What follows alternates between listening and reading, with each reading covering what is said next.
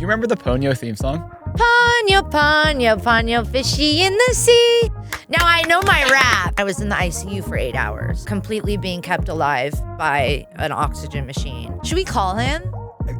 Watch, he's probably not gonna answer.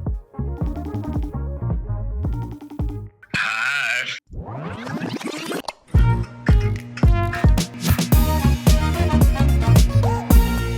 I'm so glad to be here. Thank you.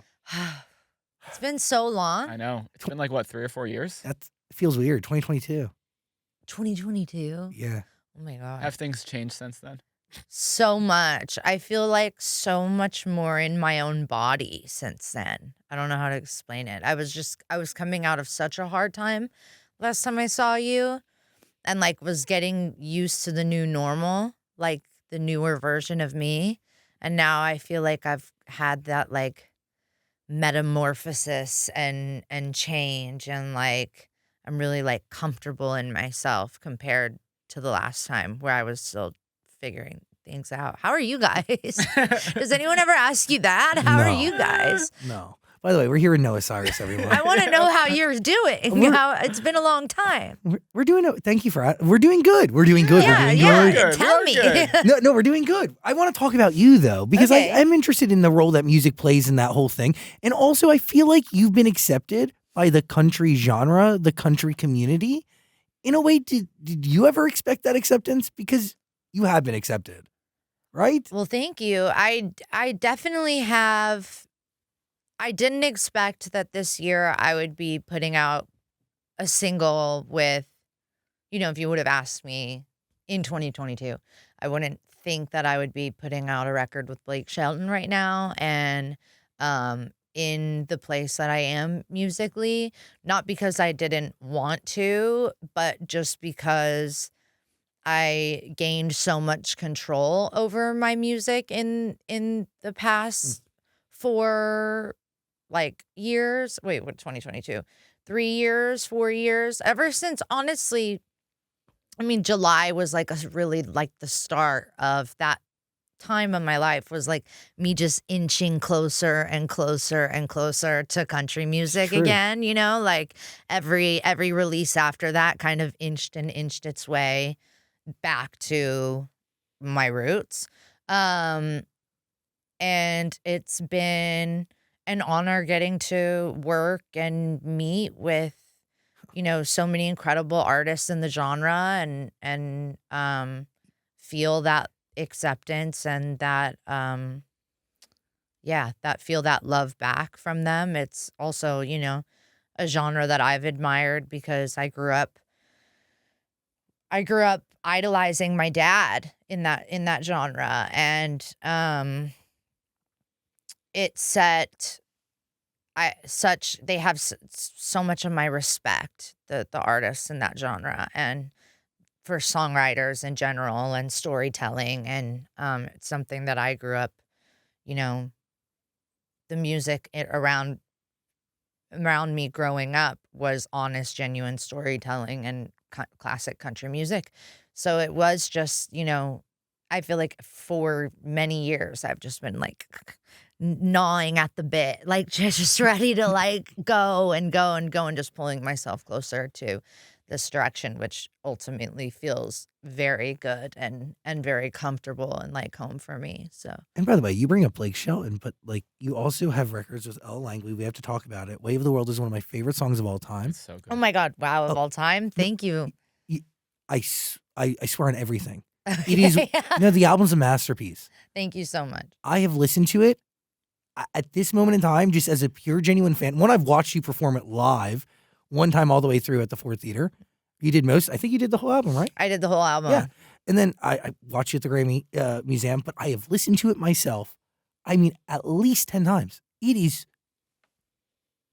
so beautifully raw and honest. And Thank the you. musicality, it takes you on this incredible journey. Thank you. And you feel totally lost in this thing, but Thank also you. understood. It is really storytelling at its finest, but it's also musicianship at like this pristine level. Thank you so much. Yeah, you're Thank crazy. you. Thank you. No, it was, I mean, there was a lot of growth in this record, and at one point in the record, it was evident that I was really like putting my producer foot forward, and Mike was really open and accepting to that, and was open to collaborating on that, and like really being like, I want you to take the lead on this, and like I'm just here to make your vision come true. Because you really are a co-producer on all of these records. On the record, yeah. And you know, just people that are involved are so important. You know, PJ Harding, who I've been working with for years, he's executive producer on my last 2 records, working with Dave Hamlin, who produced I Saw the Mountains and Love is a Canyon. Like, there's just, it's a very tight, small crew. And everyone is just so incredible at what they've done in the album. And it really is like, to me, when I listen back and I compare it to older music, you just see the quality of it grow, and that's for working with amazing people like Mike Crossy and Dave Hamlin and Dude, PJ, that PJ relationship. Harding, yeah. I want to discuss lyrics, but I also want to like talk about album flow, because that is also a part of a producer's job, and we talked about that the last time you were on. Does that come through here? I mean, it does feel like it, from I Saw the Mountains all the way to Love is a Canyon. Yeah, I mean, it was so funny.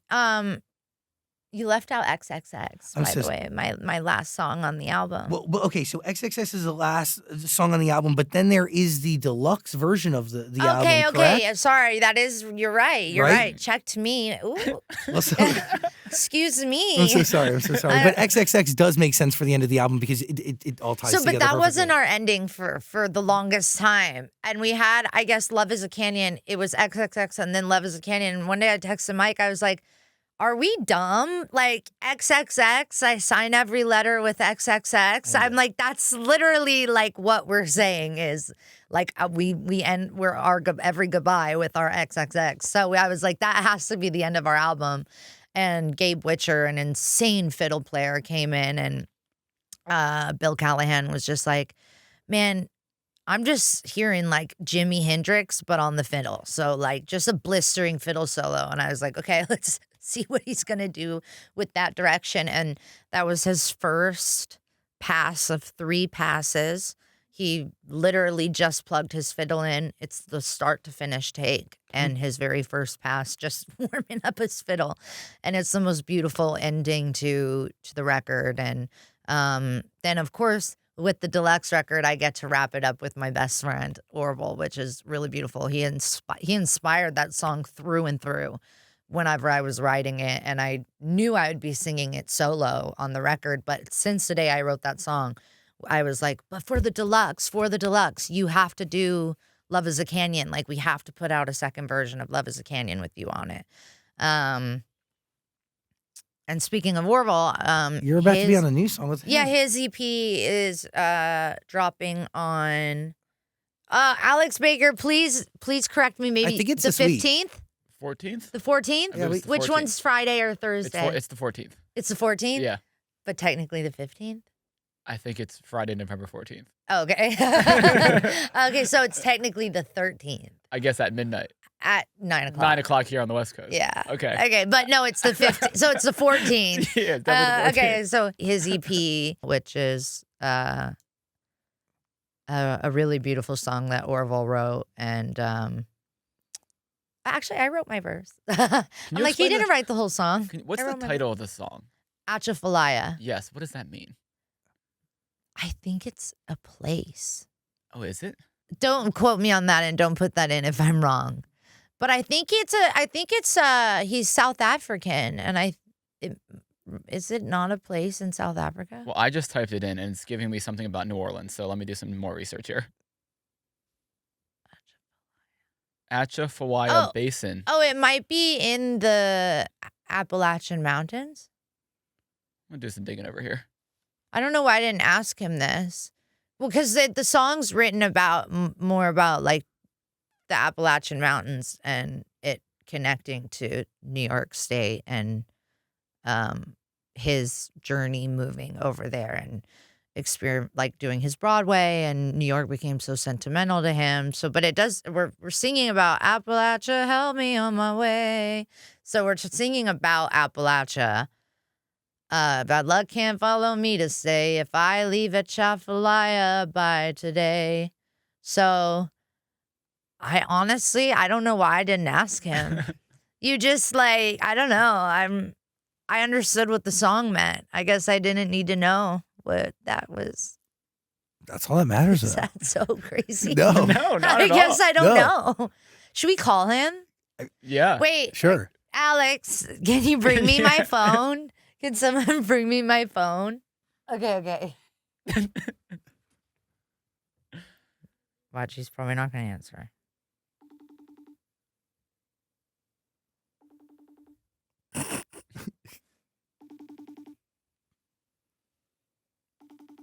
Oh, shit. Okay, I'm going to tell him call me. You're so funny. Okay. I just told him to call me. You're iconic. You're iconic. No, I've known you a long time, dude. I know. It's been a long time. No, I've literally known you since I think 2017, Yeah, could be even before then. 16. Yeah. We remember we went on that roller coaster? That That's was real what shit. I was thinking about. Yeah, that was so weird. What were you doing on a roller coaster? We went in Vegas. You're on a roller coaster. Mm-hmm. Fun. No, literally, I mean, it was rough. It was it's like exactly what you'd think a Las Vegas roller coaster would be. The one on the roof? Yeah. Just been rough there. and jank. Rough and jank. How did he inspire Love is a Canyon?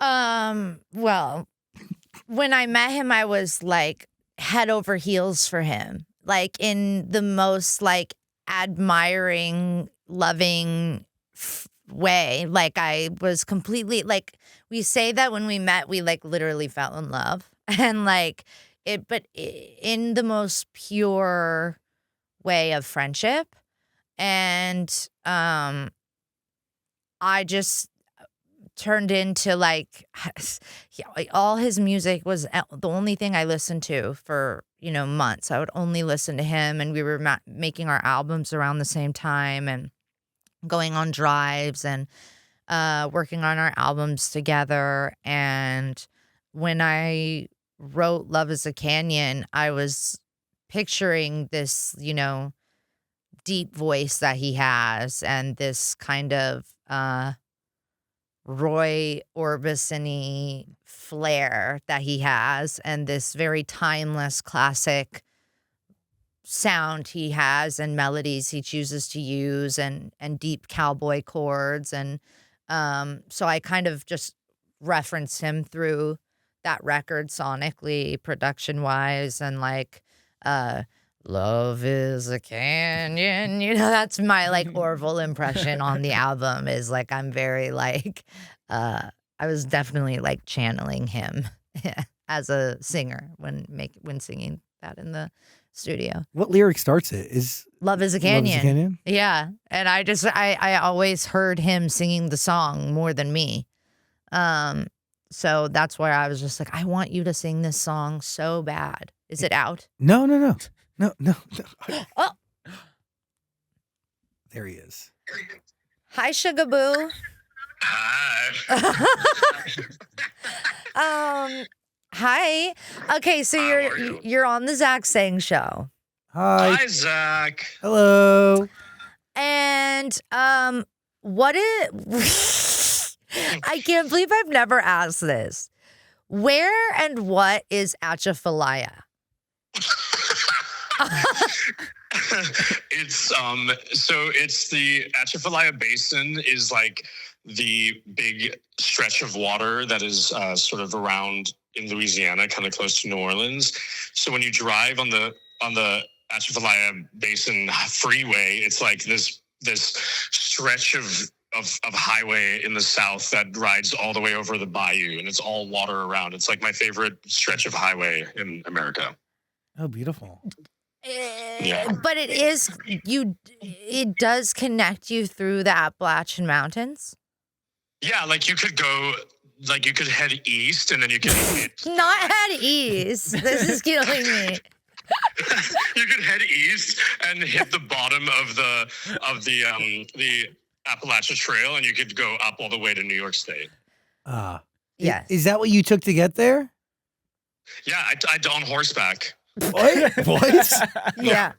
You dawn. Yeah, and no On one was his- actually sleeping the whole time, so that's why she doesn't remember. But she was on the back of the horse. Yeah, I was just slow, and we were on a Zapaloosa. Wait, what? Yeah, she took an edible and she forgot. But No, huh? You really rode a horse though, like to New York City? No way. Zach, are you high? No, I mean, what? no. Did you Zach, smoke a what do you- joint I today? mean- Listen, why does that sound preposterous? I think we did do this. Okay. Yeah, we did it. Get out of town. Wait, your feelings when you first heard her verse? Oh yeah, what were your feelings? Yeah. What'd you What'd you think of I loved it. my verse? Well, the thing I think is cool about Noah's verse on that song, and it's actually like, it also speaks to like Noah's new album, is that I think she has really like honed in a lot of nuance in what was already an amazing vocal, but like recently I feel like Noah's like really found this like maturity and vocal control where it's like held back in a way on her verse it almost reminds me of like Nancy and Lee Hazelwood, or like even a little bit Dolly Parton, where there's so much emotion in holding back on it, and I think there's a lot of like nuance in her vocal on that, and particularly at the start of her verse. Real. Those are some real compliments, dude. Thank you very much. You gotta I listen love to you. the listen. record. I love love you so you. much. I'm obsessed with you. I'm obsessed with you too. I told them about our love How many more story. songs are we gonna make? Oh my gosh, forever until we just Yeah. have like an entire play full of Discography. Yeah. yeah. So until we can do a full play based on all of our songs. Oh my god, fully rock opera. I'm Until here for it. until we can do all of Mamma Mia 3. Exactly. All right, I love you so much. Thank you, I Orville love you Peck. too. I'll see you later. See you. Bye. Bye. That was pretty cool. There you go. We got our answer. There we go.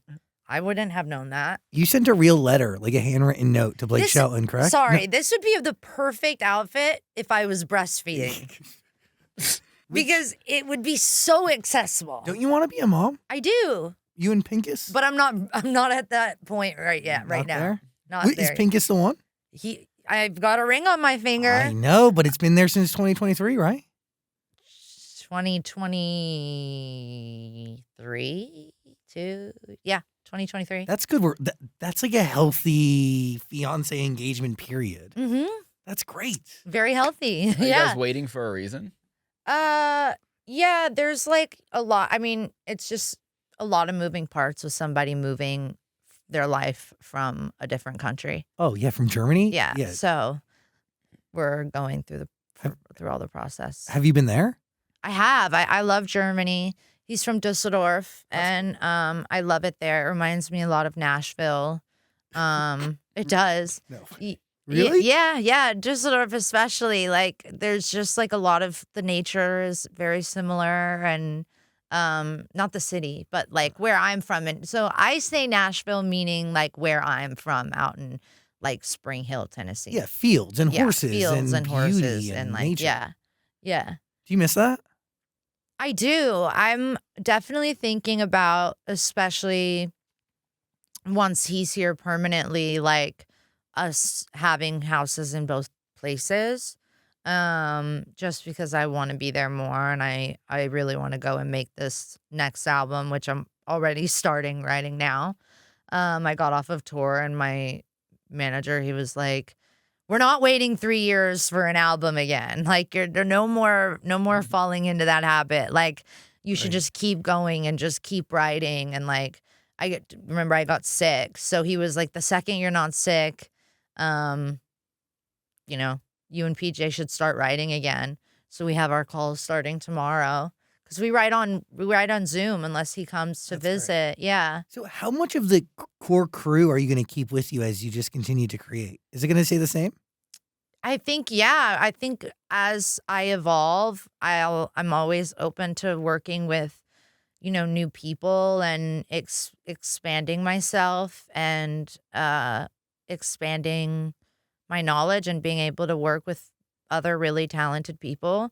But PJ and I are definitely tied at where our souls are completely connected. So It worked so beautifully. yeah, we just have a really beautiful connection and raw honesty in the room, and I don't know, we really feed off of each other really well. Like, he's really good at bringing like the profound, like, wrap it up line. Like, he really is good at connecting everything, and I'm really good at like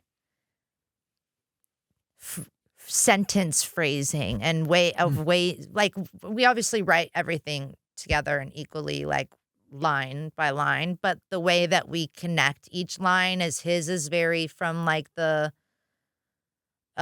very psychological place, and like, does this, like, in a literal place, like, does this make sense, and does this connect us back to our home base and our story?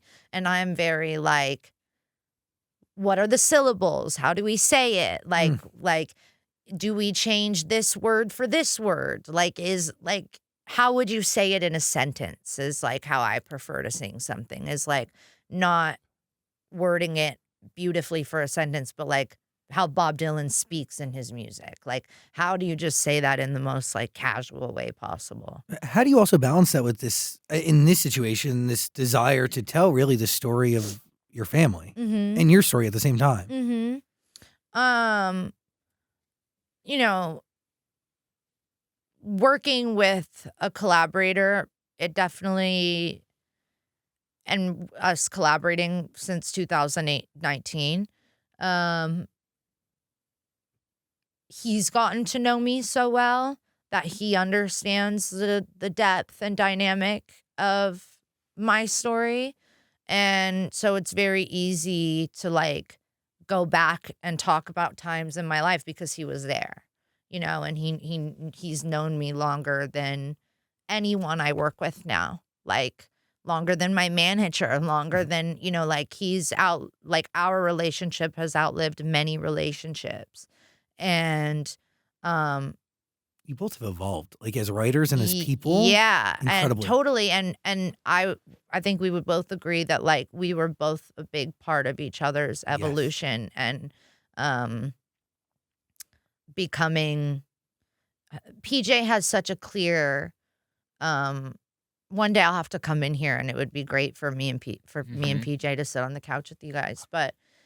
Just his take on songwriting and everything is really beautiful. And we have a song for our upcoming EP. We don't know when that's going to come out, but called "There Was a Song," and we wrote "I Saw the Mountains" and "Man in the Field" and "If There Is a Heaven" all in the same week. And we wrote a song called "If There's a Song" about how much music just heals all and soothes the cry of babies and takes away pain and fills us with joy, and kind of this song of the universe, just kind of this self-fulfilled prophecy of a song, I guess. It was, I don't know, it's a really beautiful song, and I'm excited for you guys to hear it because it definitely is a song written about our relationship together with music. Is the next project an EP? The next project, you know what? I'm calling it an EP. We're debating. We're a mixtape or something? Yeah, we're like, no, it's either going to be an EP or an album. Okay. Well, like, we could also maybe do like 2 EPs and then put them together and do like a anniversary, something fun. Oh, that's cool. Because we put out Dear August, that album. That album, People Don't Change, like what, in like 2021 or something? 2020 years? Yeah. So it's coming up on like 5 years. Will the sound in the Sonics be country moving forward? Will it be folk, Americana? For me personally, yeah, I definitely want to just keep. I want to, dive myself deeper into the space that I'm in, and it's been such a comfortable position to be in back in Nashville, and I just want to grow within that place and get connected back to who I am as a songwriter. And I think there's so much I can learn out there. And so no, I'm definitely not moving genres. If anything, I'm just going deeper into it. Um, How do you feel about the music you were making at 17? Do you think about it at all? yeah, I listen to it all the time. The music's incredible. I love that. I love my song with Lil Xan. Yeah. Lil Xan, XXX, I love that Tentacion. song. Like, I love Live or Die. Like, literally, I listen to Live or Die and I like play it for my fiance, and I'm like, dude, this verse goes so hard. like I'm playing it in the car. Like, this song is so fucking sick. If my music wasn't so different now, I would still be performing Live or Die. I never don't perform again. Like, I always want to have Ja be a part of my set, no matter how the genre changes. We'll find a Really? way to like keep that in the set. That's sick. Jose was, actually the reason I ended up covering with you on this album originally back in 2018 when I was really struggling with what had happened to him. This song my dad would always sing me, which was his first song he ever wrote. Every time he sang it, just listen in the wind, know that I'm your friend and always with you. I just would always see Ja. And so that was my intent and purpose of putting it on this album was to finally like put that out there and connect with him. Can you explain that conversation with your dad that you wanted to take? You know, it's funny. I actually couldn't talk because it's so funny. I actually couldn't talk when that happened because I had just got my tonsils out. And I've never even spoken about this. Can you hear me if I'm back here? Mm-hmm. I had 2 rounds of tonsillectomies because in the first attempt of the surgery, when they were slipping the tube down my throat to like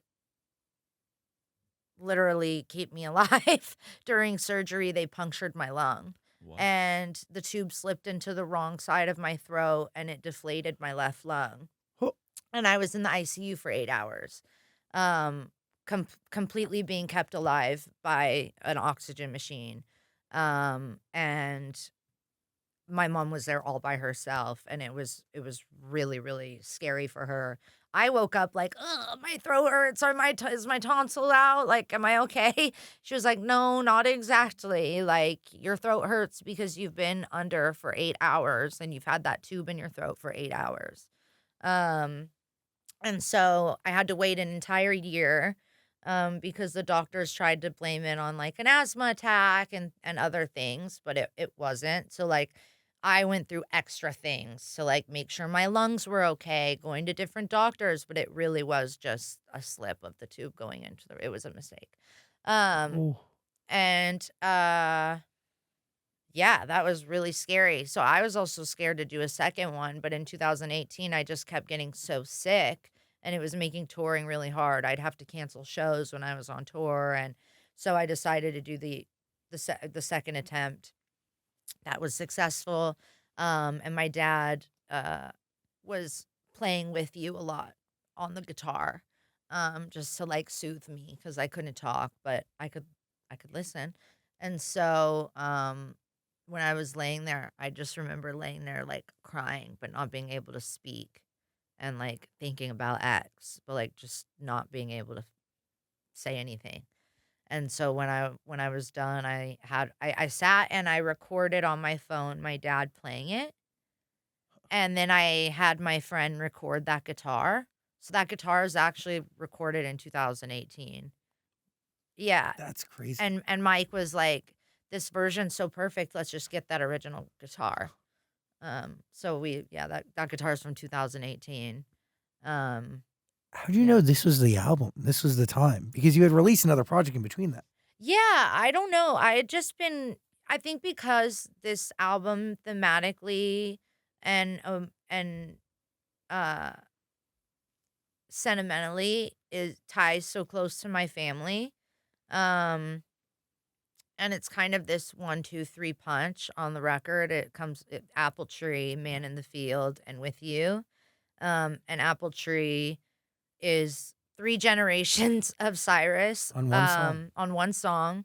The hymn that my grandfather recites is written by my great-grandfather. How'd you find that and restore it?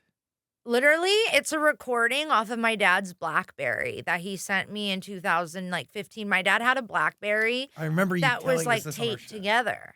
Do you And remember this? Yeah, I know and that he story. one time just sent me a recording of it sat next to it on the vinyl. And I found it in my phone and that's what I used. Wait, that's wild. Yeah. Yeah. The quality's superb.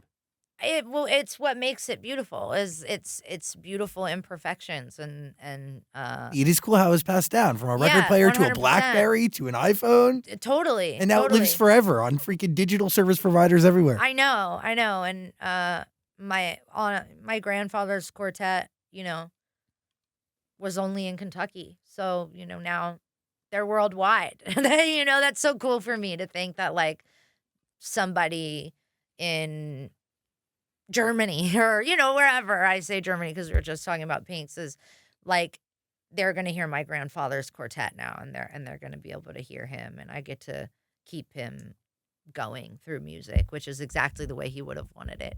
Is it easy or hard to write a song with your brother? Well, Braison wrote "Don't Put It All on Me." He did it himself. He did it. Yeah, that's Braison. It's a great song. He's a brilliant songwriter. Fantastic. You know what? I think I wrote a song with Trace like a really, really long time ago when I was like 15 or 16. I don't remember what it's like.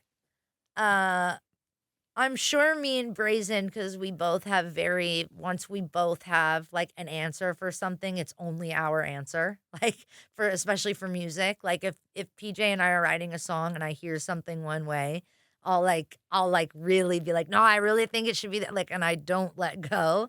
And I think Braison's the same way. So I could see us maybe like having us getting annoyed with each other while writing in the room, but it sounds fun. We're gonna do it. So you made no changes to his song. He just delivered it to you, and you we produced it, and Robin and I re-recorded it. But no, I didn't want to change it. He wrote that song for me. Did he write it for you, or did you ask him to write it? No, he wrote that for me and Oh, wow. about That's his amazing. observations of me and the way I process and take things on my shoulders and there's a line in there that is really important to me because for a while I was undiagnosed borderline personality disorder and I would have these outbursts on my family and friends and things before I was diagnosed with that, and I could say really hurtful things.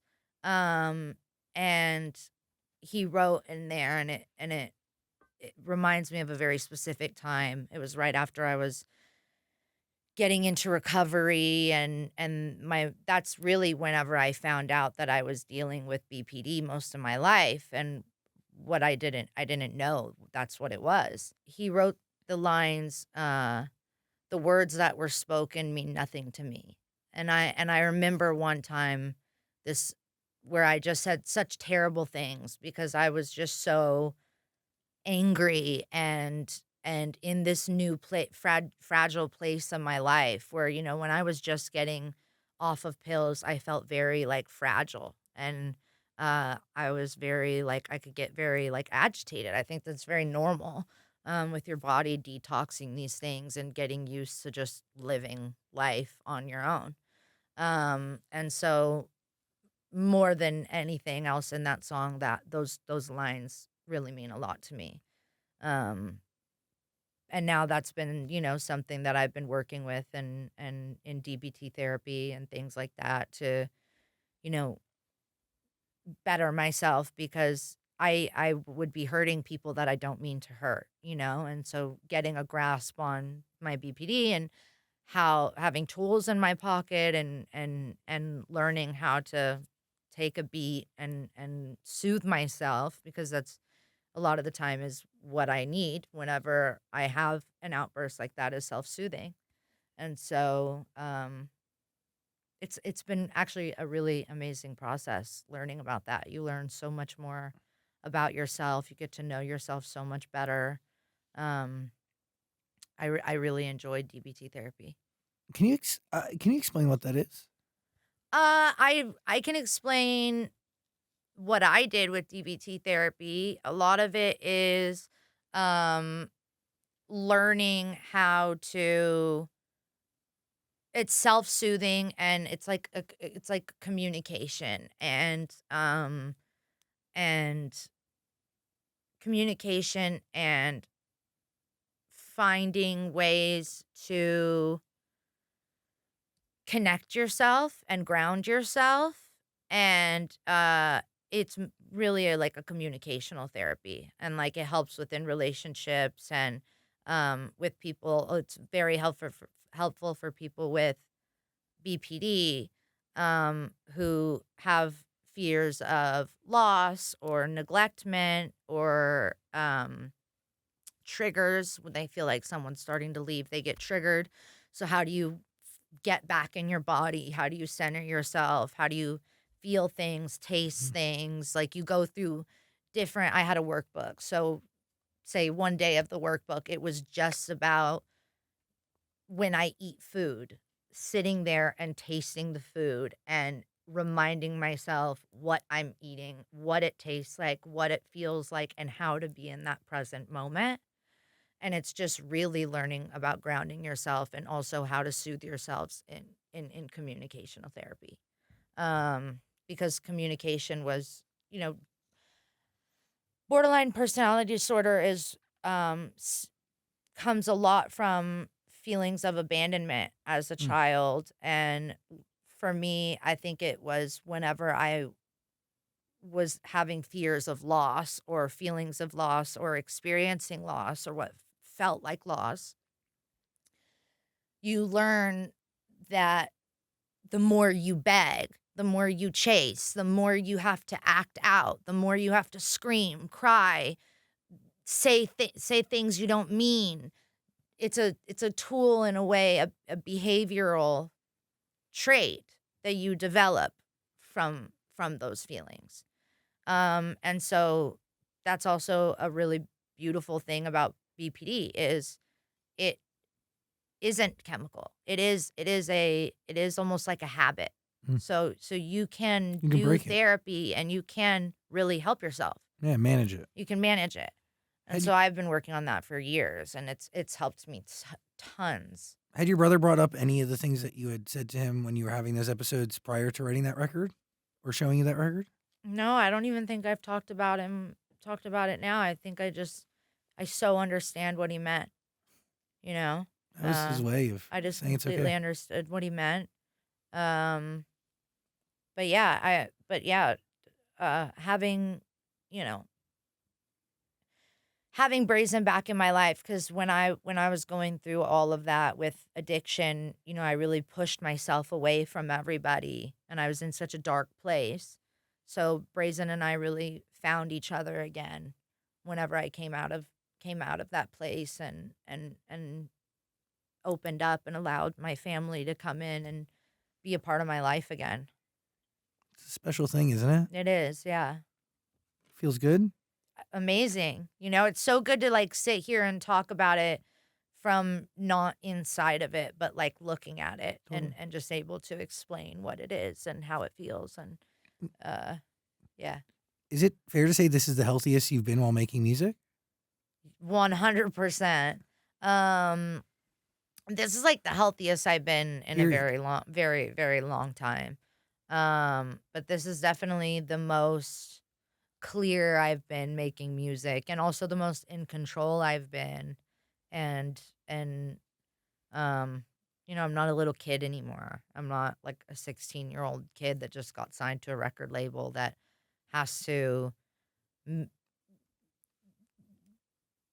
go to the studio sessions they set up by my A&R and all of those things. Like, I choose to not work with I chose to not work with an A&R on this record because I was writing all the things alone and didn't need or want outside noise to interfere with this record making. But yeah, it just, yeah, I forgot where I was going with that, but yeah. You go. Oh, so you did mention fear of abandonment. Is that kind of what Way of the World is talking about, especially in the beginning?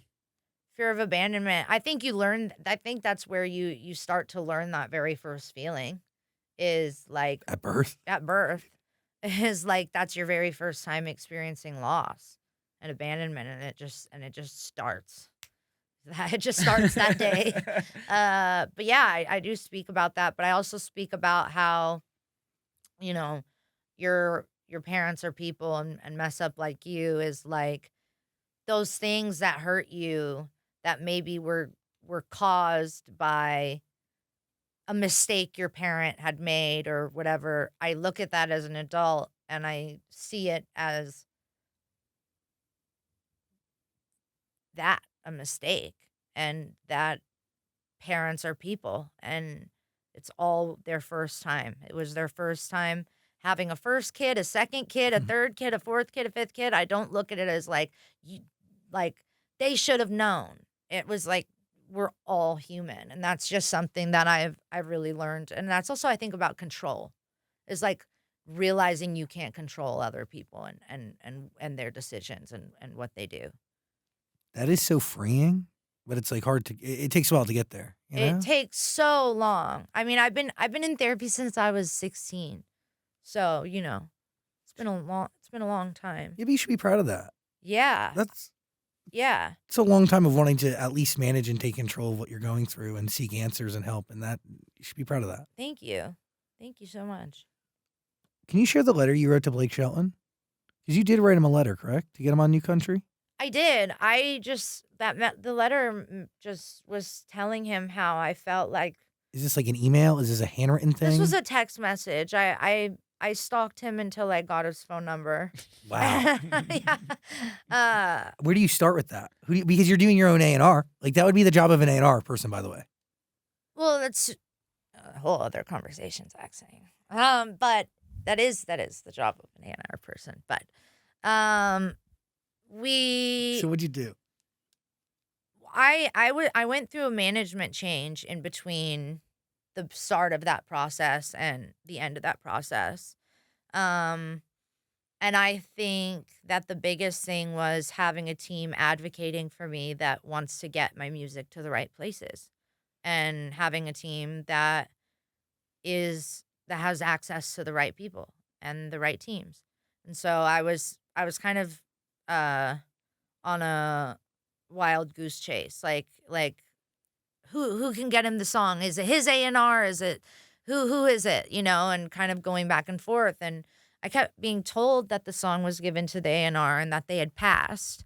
And whenever I actually got in touch with Blake, he was like, I never passed on that record. Like I was told that we didn't have enough time for me to do it. I was like, I will literally hold my record till next year if I'm on your time. But that was after I wrote him a letter saying like how much I would love for him to be on the song, and it just felt like such a spiritual calling to me and like such a God thing that is just I keep hearing your voice and I feel like you can tell this message. I hear your soul through your voice, and it feels like a soul that's had to have found New Country a time or two. Can you explain that larger message? Because there's a few message. Jesus, there's a few messages in the song, but there is a much larger one. Mm-hmm. New Country is, for me, about. It is that metamorphosis. It is that finding change in life and growing and learning to be on your own 2 feet. My dad always used the saying, no matter where you go, there you are. And when I was making New Country, I thought about that statement a lot. How does that reflect into who Blake is? I think that Blake has a lot of. I just think when Blake sings, you really hear Blake and who Blake is as a person. And I can't sit and tell you who Blake is. Blake can sit and tell you who he is and his integrity and who he is as a person. But it feels that you can reach that within his voice, and you feel this kind soul that he has, and this I feel like you hear his knowledge and his life story in his voice, and what or the things that got him to who he is. I feel like there's a lot of memory that holds in his voice or something. It's interesting. I don't know how to explain it. Other than that, is it just feels yeah, my dad said it too. You just hear his soul when he sings. Is there a connection that like, or is there something that connects all of the icons that you worked with on this album, from Blake to Ella Langley to Bill Callahan? I mean, all, again, in the genre, in their own right, incredibly groundbreaking. Yeah. I mean, for me, they all connected in a way, even though they were different genres. I mean, Bill has made some incredible folk music, and or like, yeah, like this, I don't know, it's like this alternative indie folk. That's the right way to describe And it. Porcupine Tattoos. It's crazy. I love that song so much. But So even good. just Smog and Bill's music that I have loved for many years, since I'm like such a Bill fan, and working with him was definitely like something I wouldn't have expected. I didn't expect, like, when I had to ask him in the studio, I was like, "Can I ask you, like, how you know who I am?" And he was like, "Yeah, I heard this song, and I turned on your album, and I really love your music, and I just think you're a great artist." And I was like, "So you're telling me Bill Callahan gets in the car and types Noah Cyrus into his Spotify?" And he was like, "Yeah." Like, and that just like blew my mind. 'Cause I think of him as like too cool to know who I am. So I was kind of amazed and blown away, and totally fangirled out. But yeah, we were very on the same page with where it was to go musically. And I feel like the way that Bill compliments Robin and Fleet Foxes, and Fleet Foxes is that very like Americana, Totally. which is also in some ways an extension of country. They're all these all, like, storytelling pillars. Yeah, which is why I really like the words alternative and Americana, because I think Real. that they kind of have a fluid. There's something fluid about those genres.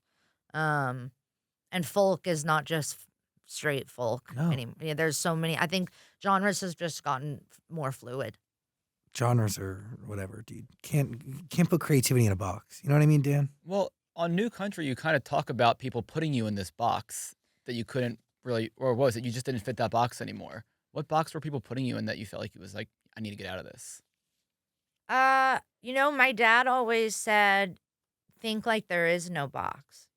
So that's kind of like that line is like breaking yourself out of it, and not letting other people's opinions or energy reflect on you and who you are or hold you back. He's like, don't think inside the box, don't think outside the box, just think like there is no box. And so, advice. yeah, it is good advice. Really good advice. Yeah. How does it feel singing in the Opry Circle? The Oh same my place that your gosh. dad performed in. That was so crazy. And then I played the Ryman. I'm like, oh my God. Then I played the Ryman, and which was like the OG Opry. So it's just like It's iconic. there was so much good juju this tour. But like those are like validating things. These These are are you don't get totally- you don't get welcomed into these, quite literally, a circle unless you deserve to be in that circle. It's been such an honor. And the whole day that I was there, I flew into Nashville for the Opry, and I did not leave the Opry at all, not to go to my hotel room, nothing. I was there from 10 a.m. to 10 p.m. Whenever I was done singing, I just wanted to hang out there the entire day and be in my dressing room and just like, I was telling them this story where like I used to feel as a little girl, like I remember going there as like a 2, 3, 4-year-old girl, like first memory type things, and being afraid, feeling like it was haunted. And I now realize that like my young mind mistook haunting for enchantment. It's crazy because it is, dude. There's this. Their spirits are there. The spirits are present. It's totally there, and it's totally enchanted and magical, and it's such a once in a lifetime opportunity. Or it's not, because they actually they invited me back already. Unfortunately, I was on tour. But once you're in the circle, you get to go back, and it's beautiful. But to get that once in a lifetime phone call of you're being invited to the Opry, like that's very, very beautiful. Yeah, but you as a kid, pretty intuitive. You could feel the spirits, dude. You knew something was going on there. Oh, totally. I'm very intuitive with that. I used to see things as a kid all the time. Like what? I was one of those freaky kids. I was like, what's his, Emily Osment's brother, Haley Joel Osment. I see dead people. Like that's so me. Like that was totally me as a kid. What have you seen? What have I seen? Yeah. I remember seeing this one man a lot in our home in Nashville as a little girl, this older man who was like in a nightgown. And what's interesting is I've told this to a couple people, and they were like, that's so interesting because I saw that too as a kid. Whoa. Yeah, isn't that interesting? Like I've met people that have seen like the same thing. Where'd they grow up?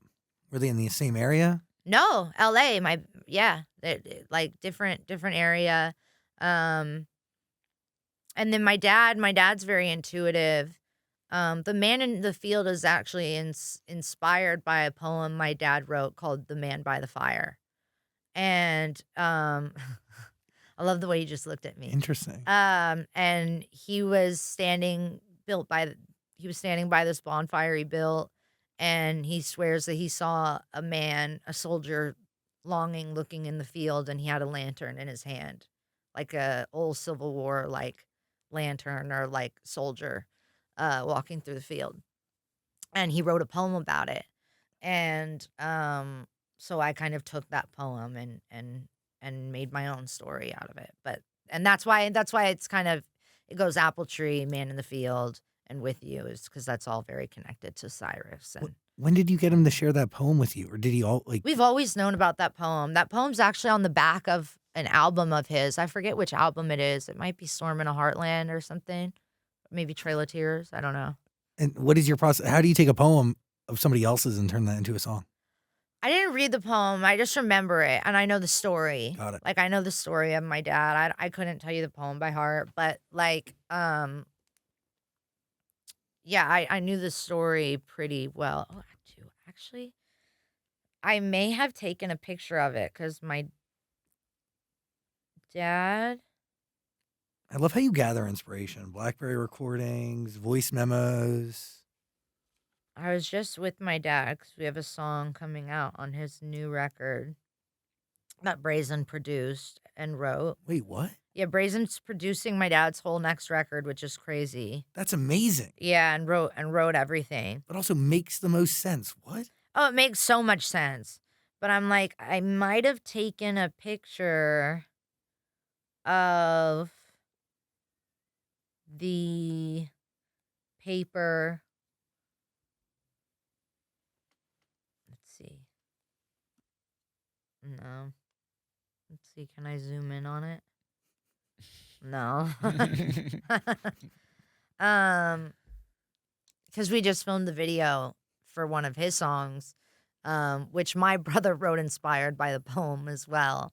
And it's called The Hill. Wait, that's so cool. Yeah, it's called On Our Way Along. Sorry, Braison would kill me. I call it The Hill all the time. He's like, it's on our way along.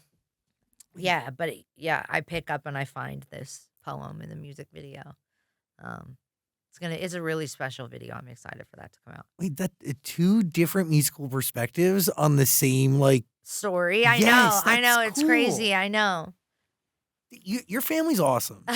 You I guys think are, so. yeah, Thank you. should be very proud. I am. It's really, and the way you guys all work together and lift each other up, it's just a beautiful thing. I don't know, it's makes you feel good. Also, it's like you can hear it and you can feel it in the product. So Thank you. Speaking of music videos, can you talk about the I Saw the Mountains music video in Constantine and why it was dedicated to him? Yeah. Horses, I think, are just like when you think of a unicorn, I literally just think of horses. Like I think that they are unicorns. Like I think that they are so magical and majestic. And my grandfather always would say the outside of a horse is good for the inside of a man. Mm. And my dad would, tell that to my mom whenever he was getting us, like, as young kids, having us riding horses and in lessons and things like that. And riding horses really shaped me and made me exactly who I am and like who I am at heart. And my biggest connection to horses was Constantine. And I had him since I was 15, and he passed away whenever I was 16, turning 17. Yeah, I was like, I think I have the date here, but I just have his name. And he died super unexpectedly and tragically. We found him laying in a field, unable to move, and he actually had a tumor in his stomach that nobody knew or detected because there were zero signs of it. And it got so large that it was like the size of that tennis ball in the corner of the room. Like it had just become such a large mass that the possibility of him ever living off of a feeding tube again would be nearly impossible. And so I had to make that decision. And we had to put him down.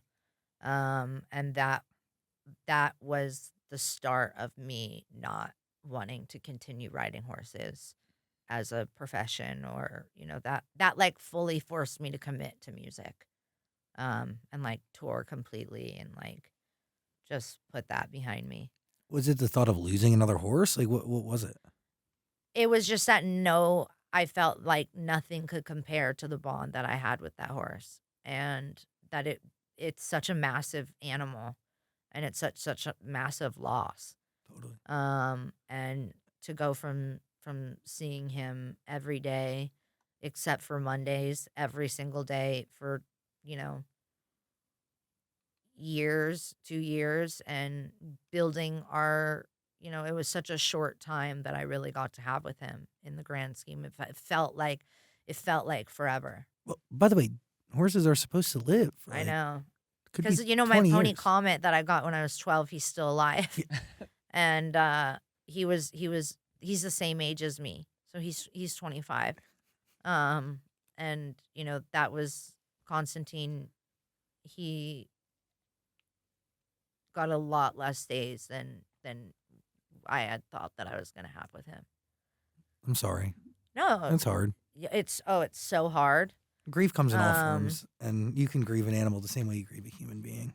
Yeah, it's I actually I have like his ashes in this gigantic urn. Like it's like a chest, a treasure chest. It looks like the treasure chests in Legend of Zelda that you like kick open and get a small key.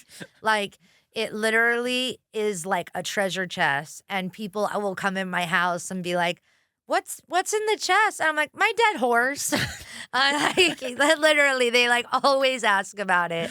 And I went on this date a long time ago. I can talk about it.